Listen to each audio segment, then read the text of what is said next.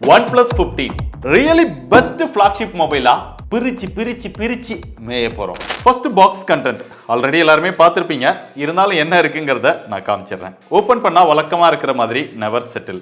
அந்த பாக்ஸ்க்குள்ள ஒரு quick start guide, ஒரு நல்ல குவாலிட்டியான ஒரு ரப்பர் கேஸ். சில பேர்லாம் எதுவுமே கொடுக்க மாட்டேங்கிறாங்க, பட் OnePlus கொடுத்துருக்காங்க. அடுத்து நீங்க எல்லாம் அவளோட எதிர்பார்த்துட்டு இருந்த OnePlus 15 மொபைல் நமக்கு இந்த கலர் தான் இருக்கு. அடுத்து ஒரு சிம் எஜெக்டர் பின், ஒரு டைப் சி சார்ஜிங் கேபிள், கடைசியா 120 வாட்க்கான சார்ஜிங் அடாப்டர். இந்த சார்ஜிங் கேபிளே ஒரு சில டைம் ரெண்டு எண்ட்லயுமே டைப் சி இருக்கிற மாதிரி கொடுக்குறாங்க, ஒரு சில time type A type C இருக்கிற மாதிரி கொடுக்குறாங்க. இந்த டைம் டைப் ஏ இருக்கிற மாதிரி வந்திருக்குது. ஒரே மாதிரி கொடுத்துட்டு இருந்தாங்க அப்படின்னா நல்லா இருக்கும். ஃபர்ஸ்ட் கேஸ் எப்படி ஃபிட் ஆகுது அப்படிங்கிறத பார்த்துருவோம். ஸோ கேஸ் நல்லா ஃபிட்டாக தான் இருக்குது. கேஸ் போட்டு பார்க்கும்போதும் கூட மொபைல் அந்த அளவுக்கு பெருசாக தெரியல, ஓரளவு கம்பேக்டாக இருக்கிற மாதிரி தான் ஒரு ஃபீல் இருக்குது. இப்போ மொபைலோட டிசைன் ரியர் அண்ட் ஃப்ரண்ட் ரெண்டுமே பார்த்தீங்கன்னா நல்ல ஃப்ளாட்டாக கொடுத்துருக்காங்க. எப்பயும் வழக்கமாக கொடுக்குற மாதிரி எட்ஜில் வந்து ஃப்ளாட்டான டிசைன் வந்து கொடுத்துருக்காங்க. இந்த கார்னர்ஸ் எல்லாமே நல்ல கர்வாக கொடுத்துருக்காங்க. மொபைல் ஹோல்டு பண்ணும்போது அந்த அளவுக்கு வெயிட் இருக்கிற மாதிரி தெரியல. ஒரு லார்ஜ் பேட்டரி கெபாசிட்டி இருந்தாலுமே 211 கிராமில் டிசைன் பண்ணியிருக்காங்க. திக்னஸ்மே 8.1 mm தான் இருக்குது. அதனால சிங்கிள் ஹேண்ட் யூசேஜுக்கு நல்லா தான் இருக்குது. யூசர் எக்ஸ்பீரியன்ஸும் பெட்டரா தான் இருக்குது. அப்படியே பின்னாடி பார்த்தோம் அப்படின்னா சென்டர்ல வழக்கமா கொடுக்கிற மாதிரி OnePlusோட பிராண்டிங் இருக்கு. மேல போனோம்னா இந்த டைம் கேமரா டிசைன் வந்து ஒரு ஸ்கொயர் ஷேப்ல கொடுத்திருக்காங்க. இதுக்கு முன்னாடி 13sல பார்த்திருப்போம், அதே தான் இங்க வந்திருக்கு. உள்ள கேமரா பிளேஸ்மென்ட் பார்த்தோம் அப்படின்னா அவங்களோட Oppo Find X9ல கொடுத்தத அப்படியே அந்த கேமராவை மட்டும் ஆல்டர் பண்ண மாதிரி இருக்கு. அதுல இந்த இதை இங்க சின்னதா கொடுத்து இங்க ரெண்டு கேமரா கொடுத்திருந்தாங்க, அதை அப்படியே இடம் மாத்தி போட்டிருக்காங்க. அவ்வளவுதான், பார்க்கிறதுக்கான நல்லா தான் இருக்கு. இது மொத்தம் 3 கலர் வேரியன்ட்ல அவைலபிளா இருக்கு. நம்ம கிட்ட இருக்கிறது இன்ஃபினிட் பிளாக், இது போக அல்ட்ரா வயலட் அப்படின்னு ஒன்னு கொடுக்குறாங்க. இதுக்கு ரெண்டுக்கு மட்டும் தான் ரியர்ல கார்னிங் கோரில்லா கிளாஸ் விக்டஸ் 2 கொடுக்குறாங்க. அதே இது நீங்க சாண்ட்ஸ்டார்ம் அப்படின்னு ஒன்னு வாங்குனீங்கன்னா அதுக்கு ஃபைபர் கிளாஸ் அப்படிங்கிற மாதிரி தான் ரியர்ல ஒரு கிளாஸ் கொடுக்குறாங்க. பட் இதை விட அந்த ஃபைபர் கிளாஸோட குவாலிட்டி தான் பெட்டரா இருக்கும் அப்படிங்கிற மாதிரி பிராண்ட் கிளைம் பண்றாங்க. ஐபி ரேட்டிங்மே இங்க ஹையஸ்ட் ப்ரொடக்ஷனா IP69K வரைக்கும் கொடுத்திருக்காங்க 66ல இருந்து. அதனால நீங்க தண்ணியில போடலாம், தண்ணியில போட்டு வீடியோஸ் எடுக்கலாம், போட்டோஸ் எடுக்கலாம், எல்லாமே யூஸ் பண்ணிக்க முடியும். ஏன்னா அந்த அளவுக்கு ப்ரொடக்ஷன் கொடுத்திருக்காங்க. பட் ஏதாவது வாட்டரால டேமேஜ் ஆச்சு அப்படின்னா வாரண்டி கிளைம் பண்ண முடியாது. பட் சேஃப்டி பர்பஸ்க்காக இதெல்லாம் கொடுத்திருக்கிறது நல்ல விஷயம் தான். அப்படியே ஃப்ரண்ட்ல டிஸ்ப்ளேக்கு வந்தா இங்க 6.78 இன்ச்ல 1.5K AMOLED டிஸ்ப்ளே கொடுத்திருக்காங்க. 165 Hz ரெஃப்ரெஷ் ரேட்டா கொடுத்திருக்காங்க. இதுல பீக் பிரைட்னஸா 1800 nits கொடுத்திருக்காங்க. டிஸ்ப்ளேல வீடியோஸ் எல்லாம் பார்க்கும்போது அந்த கலர்ஸ் எல்லாம் பஞ்சியா இருக்குது. நல்ல ஒரு விவிடான எக்ஸ்பீரியன்ஸ் கிடைக்குது. Black எல்லாமே நல்ல ஒரு டீப் Black இதுல இருக்குது. ஓவராலா ஹை குவாலிட்டி கண்டென்ட் எல்லாம் பார்க்கும்போது நல்ல ஒரு விஷுவல் எக்ஸ்பீரியன்ஸ் இதுல கிடைக்குது. இதுல ஹையஸ்டா 165 Hz ரெஃப்ரெஷ் ரேட் கொடுத்திருக்காங்க. யூஸ் பண்ணும்போதெல்லாம் நல்ல ஒரு ஸ்மூத்தான எக்ஸ்பீரியன்ஸ் கிடைக்குது.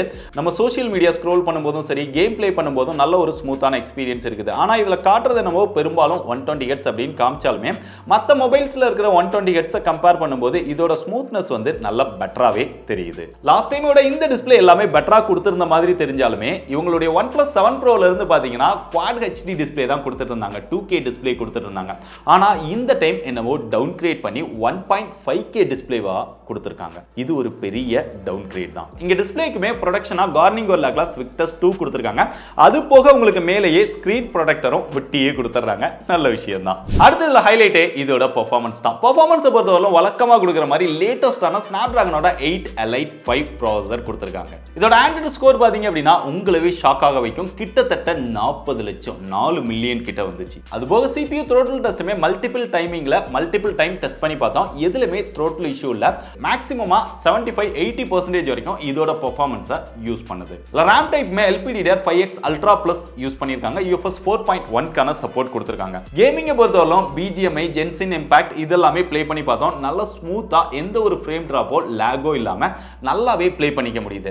ஈவன் நம்ம ஹெவியா கேம் ப்ளே பண்ணாலுமே மொபைல்ல பெருசா ஹீட் அப்படிங்கிறது இல்லவே இல்லை. தெர்மல் மேனேஜ்மெண்ட் ரொம்பவே நல்லா பண்ணுது. பட் நீங்க ரொம்ப ஹெவியா கேம் ப்ளே கண்டினியூஸா ப்ளே பண்ணும்போது லைட்டா வார்ம் வந்து இந்த டாப்ல மட்டும் தெரியுது. கண்டினியூஸா நம்ம வீடியோஸ் எடுக்கிறோம் இல்ல கேமராஸ் யூஸ் பண்றோம் அப்படின்னா இந்த சைடுல இருக்கக்கூடிய இந்த மெட்டல் ஃப்ரேம்ல கொஞ்சம் ஹீட் வந்து நல்லாவே தெரியுது. பட் பெரிய அளவுல நம்ம கையில பிடிக்க முடியாத அளவுக்கு ஹீட் இருக்கு அப்படின்னு சொல்ல முடியாது. பட் வார்ம் இருக்குது. இங்க ஹீட்டை ரெடியூஸ் பண்றதுக்காக 360 Cryo Velocity கூலிங் சிஸ்டம் அப்படின்லாம் ஒன்னு யூஸ் பண்ணிருக்காங்க. பெர்ஃபார்மன்ஸ் பொறுத்தவரை இவங்களோட ட்ரை சிப் மூலமா பெஸ்டா ஆப்டிமைஸ் பண்ணிருக்காங்க. நீங்க கேமிங்கா இருந்தாலும் சரி, மல்டி டாஸ்கிங்கா இருந்தாலும் சரி, இல்ல கண்டினியூஸா எக்கச்சக்கமான ஆப்ஸ் ஓபன் பண்ணி யூஸ் பண்ணாலும் சரி, நல்ல ஒரு ஸ்மூத்தான எக்ஸ்பீரியன்ஸ் இருக்குது. சோ பெர்ஃபார்மன்ஸ் பொறுத்தவரை உங்களுக்கு பெஸ்ட்டாக வேணும்னா இது ஒரு பெஸ்ட் சாய்ஸாக தான் இருக்கும். சாஃப்ட்வேரை பொறுத்தவரை அவுட் ஆஃப் த பாக்ஸ் லேட்டஸ்டான ஆண்ட்ராய்ட் 16ல வந்துருச்சு. ஆக்சிஜன் OS 16 மேலே தான் கொடுத்துருக்காங்க.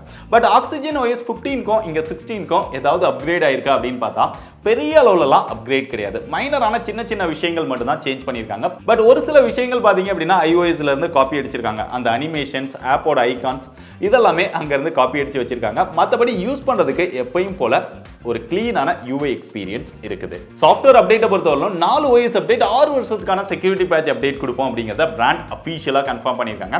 ஸோ எப்படி பார்த்தாலுமே ஆண்ட்ராய்ட் 20 வரைக்கும் அப்டேட் கிடைக்கும். அதுவுமே நல்ல விஷயம் தான். பட் இன்னும் கொஞ்சம் அவங்க சாம்சங் கூடலாம் போட்டி போடும்போது எக்ஸ்ட்ராவே கொடுத்துருந்துருக்கலாம். நிறைய பேர் OnePlus மொபைலை அவங்களோட கேமராவோட பர்ஃபார்மன்ஸ்க்காகவே விரும்பி வாங்குவாங்க. பட் இந்த டைம் கேமரால பெரிய அளவில் நம்மளை ஏமாத்திட்டாங்க அப்படின்னு தான் சொல்லணும். இங்கே பிரைமரி சென்சாரா ரியர்ல 50 மெகாபிக்சல் கொடுத்துருக்காங்க. செகண்டரி சென்சாரா அல்ட்ரா வைட் ஆங்கிளுக்கும் 50 மெகாபிக்சல் கொடுத்துருக்காங்க. டெலிஃபோட்டோ லென்ஸுமே இங்கே 50 மெகாபிக்சல் கொடுத்துருக்காங்க. பட் கேமராஸ் அப்படின்னு பார்க்கும்போது லாஸ்ட் டைம் வரைக்கும் இவங்க ஹசல் பிளேட் கூட டைப் பண்ணியிருந்தாங்க. பட் இந்த டைம் அதை சேஞ்ச் பண்ணிட்டாங்க. இப்போ new proprietary detail max imaging technology அப்படிங்கிற ஒரு இது கூட டைப் பண்ணி தான் இந்த கேமராவை ஆப்டிமைஸ் பண்ணியிருக்கிறதா பிராண்ட் சொல்றாங்க.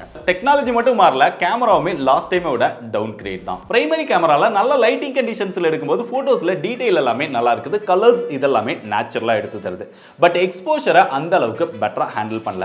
ஈவன் டே டைம்ல எடுத்தாலும் சரி, நைட் டைம்ல எடுத்தாலும் சரி, எக்ஸ்போஷரை இன்னும் பெட்டராவே ஹேண்டில் பண்ணியிருந்தா நல்லா இருந்திருக்கும். லோ லைட் போட்டோஸ்லுமே டீடைல் நல்லா இருக்குது, நாய்ஸ் வந்து கம்மியா தான் இருக்கு. பட் அல்ட்ரா வைட் ஷாட்ஸ் பார்க்கும்போது நல்ல லைட்டிங் கண்டிஷன்ஸ்ல எடுத்தாலுமே பிரைமரி கேமராஸ் கூட கம்பேர் பண்ணும்போது அல்ட்ரா வைட் ஷாட்ல எக்ஸ்ட்ராவா நாய்ஸ் ஆட் ஆயிருது.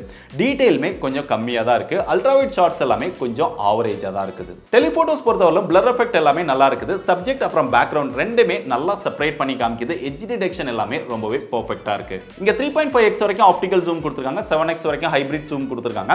நீங்க 1xல எடுத்தாலும் சரி இல்ல 3.5ல எடுத்தாலும் சரி அந்த போட்டோட குவாலிட்டி எல்லாமே நல்லா இருக்குது. பட் 7x அப்படின்னு போகும்போது நாய்ஸ் வந்து எக்ஸ்ட்ராவே ரொம்பவே ஆட் ஆயிடுது. இதுல கலர்ஸ் எல்லாம் நல்லா இருந்தாலுமே டீடைல் வந்து இன்னும் கொஞ்சம் பெட்டரா இருந்திருக்கணும். இதே செக்மெண்ட்ல இருக்கக்கூடிய விவோ, ஓப்போ மொபைல்ஸ் கூட கம்பேர் பண்ணும்போது இதோட போர்ட்ரேட் ஷாட் வந்து பக்கத்திலே நிக்க முடியாது. அவங்க தான் பெஸ்டா பண்ணியிருக்காங்க.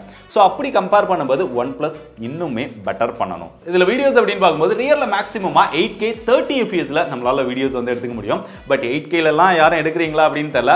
ஏன்னா அதோட வீடியோ சைஸ் ரொம்பவே அதிகமாயிடும். பட் OIS ஆன் பண்ணி எடுத்தோம் அப்படின்னா 4K 30 fps டிஃபால்ட்டா இருக்குது.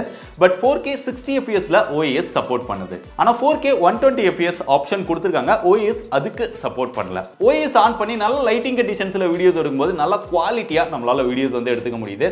நல்ல ஷேக் இல்லாம டீடைல்டா வீடியோஸ் இருக்குது. அப்படியே நம்ம செல்ஃபி வீடியோக்கு வந்தோம் அப்படின்னா இங்கேயுமே 4K 60 fpsக்கான சப்போர்ட் வந்து கொடுத்திருக்காங்க. பட் அல்ட்ரா ஸ்டடி ஆன் பண்ணி எடுத்தோம் அப்படின்னா 1080ல தான் நம்மளால வீடியோஸ் வந்து எடுக்க முடியுது. செல்ஃபி கேமரா இங்க 32 மெகாபிக்சல் கொடுத்திருக்காங்க. ரியர் கேமராவை கம்பேர் பண்ணும்போது செல்ஃபி கேமரா எக்ஸ்போஷர் எல்லாமே நல்லாவே பெட்டராவே ஹேண்டில் பண்ணுது. ஈவன் நம்ம டே டைம்ல எடுத்தாலும் சரி இல்ல ஓரளவு புவரான லைட்டிங் இருக்கிற இடத்துல எடுத்தாலுமே செல்ஃபி கேமராவோட அவுட்புட் ரொம்பவே நல்லா இருக்குது. ஸ்கின் டோன், அந்த கலர்ஸ் இதெல்லாமே நல்லாவே எடுத்து தருது. டீடைலும் ரொம்பவே நல்லா இருக்குது. போர்ட்ரேட் ஷாட்ல அந்த பிளர் எஃபெக்ட்டுமே ரொம்பவே நல்லா இருக்குது. ஓவராலா இதோட கேமராஸ் பத்தி சொல்லணும் அப்படின்னா டீசென்ட்டா தான் கொடுத்திருக்காங்க. எக்ஸலென்ட் அப்படின்னு சொல்ல முடியல. மொபைலோட பேட்டரி அப்படின்னு பார்த்தா 211 கிராம் தான் இது இருக்கு அப்படின்னாலுமே 7300 mAh பேட்டரி கெபாசிட்டி கொடுத்திருக்காங்க. ஒரு லார்ஜ் பேட்டரி பேக்கப் இதுக்குள்ள கொடுத்தது ரொம்பவே நல்ல விஷயம் தான். இங்க ஃபாஸ்ட் சார்ஜிங் சப்போர்ட்மே 120 வாட் கொடுத்திருக்காங்க. வயர்டு யூஸ் பண்ணி சார்ஜ் பண்ணும்போது, வயர்லெஸ்ல சார்ஜ் பண்ணும்போது 50 வாட்ஸ்ல நம்மளால சார்ஜ் பண்ணிக்க முடியுது. சார்ஜிங் ஸ்பீட் அப்படின்னு பார்த்தாலுமே 1 to 100% வந்து ஒரு 35 to 40 மினிட்ஸ்ல ஃபுல் சார்ஜ் பண்ணிக்க முடியுது. ஒரு லார்ஜ் பேட்டரி கெபாசிட்டியா இருந்தாலுமே இவ்வளோ வேகமா சார்ஜ் பண்ணிக்க முடியுது ரொம்பவே நல்ல விஷயம் தான். பேட்டரியோட பெர்ஃபார்மன்ஸ் அப்படின்னு பார்க்கும்போது நீங்க ஒரு நார்மல் யூசரா இருக்கீங்க, அப்பப்பதான் மொபைல் போன் யூஸ் பண்ணுவீங்க, சோஷியல் மீடியாஸ் பார்ப்பீங்க, இல்ல வாட்ஸ்அப் மெசேஜ் கால் இந்த மாதிரி யூஸ் பண்றீங்கன்னா உங்களுக்கு 2 நாளைக்கு பேட்டரி லைஃப் தாராளமா வரும். இல்ல நீங்க லைட் யூஸே ஒரு டே டைம் ஃபுல்லா அப்பப்போ யூஸ் பண்ணிக்கிட்டே இருப்பீங்க, எப்போ பார்த்தாலும் வீடியோஸ் பார்ப்பீங்க, சோஷியல் மீடியாஸ் யூஸ் பண்ணுவீங்க அப்படின்னாலுமே உங்களுக்கு ஒரு 10 to 11 மணி நேரம் தாராளமா இதோட பேட்டரி லைஃப் தாங்கும். நீங்க ஈவன் ஹெவி கேமரா இருந்து கண்டினியூஸ் ஹெவி கேம் பிளே பண்ணும்போதுமே இதோட பேட்டரி பெர்ஃபார்மன்ஸ் ரொம்பவே நல்லா இருக்குது. நல்லாவே ஆப்டிமைஸ் பண்ணியிருக்காங்க. மொபைலோட பிளேஸ்மெண்ட் பார்த்தா டாப்ல செகண்டரி நாய்ஸ் கேன்சலேஷன் மைக் கொடுத்திருக்காங்க. டாப்ல ஒரு ஸ்பீக்கர் வந்துருது. ரைட் சைடுல வந்தோம் அப்படின்னா இங்க பிளஸ் கீ கொடுத்திருக்காங்க. பொதுவா OnePlusல அலர்ட் ஸ்லைடர் தான் கொடுப்பாங்க. பட் இந்த டைம் பிளஸ் கீ வந்துருது. இந்த பிளஸ் கீல டிஃபால்ட்டா மைண்ட் ஸ்பேஸ் அப்படிங்கிற ஆப்ஷன் வந்துருது.